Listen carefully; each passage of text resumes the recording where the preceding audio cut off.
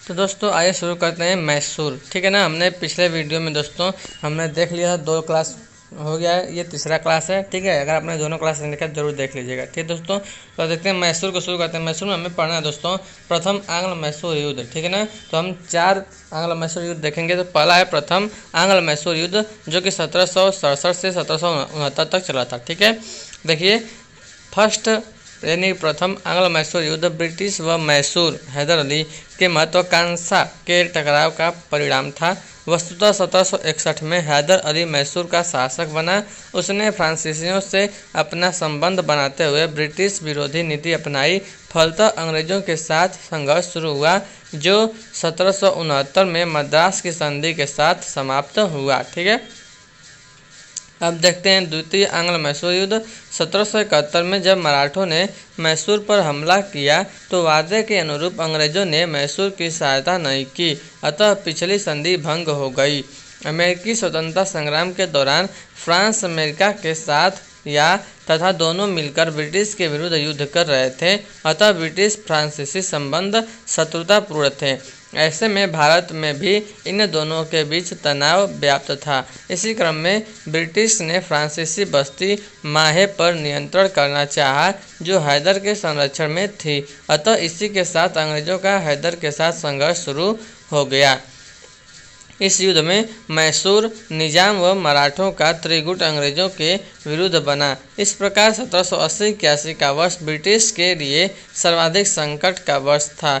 वस्तुतः इस समय भारत में भी मराठों के साथ भी अंग्रेजों का संघर्ष चल रहा था, तो साथ ही बॉम्बे व बंगाल के अधिकार के बीच भी तनाव व्याप्त था। इतना ही नहीं, अमेरिकी स्वतंत्रता संग्राम के परिणाम स्वरूप अमेरिका ब्रिटेन से मुक्त हो रहा था। इस स्वतंत्रता संघर्ष में फ्रांस, स्पेन, हॉलैंड भी ब्रिटिश के विरुद्ध अमेरिकियों का साथ दे रहे थे। इस तरह भारतीय व अंतर्राष्ट्रीय दोनों ही परिस्थितियां अंग्रेजों के प्रतिकूल थीं, परंतु वारेन हेस्टिंग ने कुशलता से इस संकट का परिणाम निकाला। निजाम व मराठों को अपने पक्ष में किया व हैदर को पराजित कर 1784 में टीपू के साथ मंगलौर की संधि करते हुए युद्ध समाप्त किया गया। दोस्तों देखिए क्वेश्चन कहाँ से बनता है मैं आपको बताता हूँ। ठीक है, तो यहाँ से देखिए क्वेश्चन एक बन जाता है कि एक तो पहला क्वेश्चन ये रहेगा कि प्रथम आंग्ल मैसूर युद्ध कब शुरू हुआ, कब से कब तक, 1767 से 1769 तक। ठीक है ना। और प्रथम जो आंग्ल मैसूर युद्ध है वो कौन सी संधि के साथ समाप्त हुआ। तो दोस्तों देखिए मद्रास की संधि के समाप्त हुआ कौन सा, प्रथम आंग्ल मैसूर युद्ध। और द्वितीय आंग्ल जो मैसूर युद्ध है ये कौन सी संधि के साथ समाप्त हुआ। तो फ्रेंड्स ये समाप्त हुआ था कौन सी संधि के साथ, मंगलौर की संधि के साथ जो है। ठीक है, ये युद्ध समाप्त हो गया। अब देखते हैं तृतीय आंग्ल मैसूर युद्ध। ठीक है ना, जो कि 1790 से 1792 तक चला था। ठीक है, इस समय बंगाल का गवर्नर जनरल कॉर्नवालिस था। वस्तुतः टीपू सुल्तान फ्रांसीसियों से संबंध बनाए हुए था, अतः अंग्रेजों के साथ संबंध तनावपूर्ण हुए। दूसरी तरफ कॉर्नवालिस ने मित्र राज्यों की सूची में मैसूर राज्य को शामिल नहीं किया, अतः टीपू असंतुष्ट हुआ, अतः इसी क्रम में तनाव बढ़ा। त्रावणकोर राज्य पर नियंत्रण को लेकर ब्रिटिश व टीपू के बीच युद्ध शुरू हुआ। त्रावणकोर अंग्रेजों का मित्र राज्य था। ठीक है, इस युद्ध में अंग्रेज निजाम व मराठों का त्रिगुट मैसूर के विरुद्ध बना। युद्ध में टीपू सुल्तान पराजित हुए और 1792 में श्रीरंगपट्टनम की संधि की गई। ठीक है, इस संधि में टीपू का आधा राज्य अंग्रेजों को प्राप्त हुआ।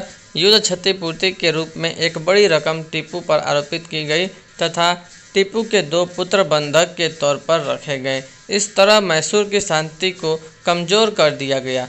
इसी संदर्भ में कॉर्नवालिस ने कहा कि हमने अपने मित्रों को शक्तिशाली बनाए बगैर अपने शत्रु को पंगु बना दिया। वस्तुतः यदि मैसूर राज्य का पूर्ण विलय अंग्रेजों द्वारा किया जाता तो के अधीन क्षेत्रों को अपने युद्धकालीन मित्रों मराठों व निजाम को देना पड़ता, जिससे वह शक्तिशाली होकर ब्रिटिश को चुनौती प्रस्तुत करते। अतः इस चुनौती से बचने के लिए कॉर्नवालिस ने टीपू के साथ संधि की और आधा राज्य ही प्राप्त किया। इस दृष्टि से श्रीरंगपट्ट की संधि ठीक है एक दूरदर्शितापूर्ण संधि थी। ठीक है ना दोस्तों। अब देखते हैं चतुर्थ आंग्ल मैसूर युद्ध 1799। दोस्तों वेलेजली और स्टुअर्ट के नेतृत्व में प्रदान किया। इस समय बंगाल का गवर्नर जनरल वेलेस्ली या था, ठीक है ना। इसका लक्ष्य था ब्रिटिश कंपनी को सर्वोच्च कंपनी बनाना और क्षेत्रीय शक्तियों को अधीन करना। इस समय मैसूर का टीपू सुल्तान फ्रांसीसियों से संबंध बनाए हुए था, तो दूसरी ओर यूरोप में फ्रांस का नेपोलियन साम्राज्यवादी विस्तार कर रहा था। अतः अंग्रेजों को भारतीय उपनिवेश की सुरक्षा की चिंता हुई। अतः वेलेस्ली ने फ्रांस से संबंध रखने वाली भारतीय शक्ति को समाप्त करना चाहा। फलतः टीपू से इस युद्ध कर मैसूर के बड़े क्षेत्र पर नियंत्रण स्थापित किया तथा मैसूर के पुराने वाडियार वंश के अल्पायु शासक को सत्ता सौंपी तथा उसे सहायक संधि कर ली। इस विजय के उपरांत वेलेस्ली ने कहा कि पूर्व का सम्राट हमारे कदमों में है। अब देखते हैं फ्रेंड्स टीपू सुल्तान के बारे में थोड़ा सा। तो टीपू ने फ्रांसीसी क्रांति के दौरान जन्मे क्रांतिकारी समूह जैकोबियन की सदस्यता ली तथा अपनी राजधानी श्रीरंगपट्टनम में स्वतंत्रता का वृक्ष बोया, ठीक है ना।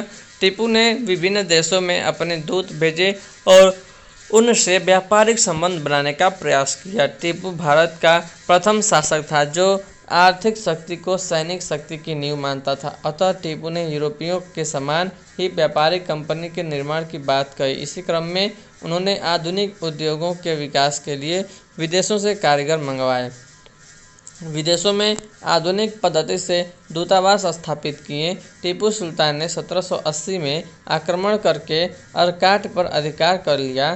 तत्पश्चात हेक्टर मुनरो की सेना को पोलीलूर में हरा दिया, ठीक है दोस्तों, हरा दिया। उसके बाद दोस्तों अब यहाँ से मराठा शुरू होगा। तो दोस्तों इस वीडियो में बस इतना ही, ठीक है। इस वीडियो में हमने देखे 4 आंग्ल यानी कि प्रथम, द्वितीय, तृतीय और चतुर्थ आंग्ल मैसूर युद्ध देखे हैं, ठीक है दोस्तों। नेक्स्ट वीडियो में मैं मिलूंगा दोस्तों, मैं आपको बताऊंगा इस वीडियो में मराठे के बारे में, ठीक है दोस्तों। तो फ्रेंड्स अगर आपको ये वीडियो पसंद आए वीडियो को लाइक करिएगा, चैनल पर नए हैं चैनल को सब्सक्राइब कर दीजिएगा ऐसे ही और वीडियोस देखने के लिए। दोस्तों thanks for watching this video. जय हिंद, जय भारत, वंदे मातरम।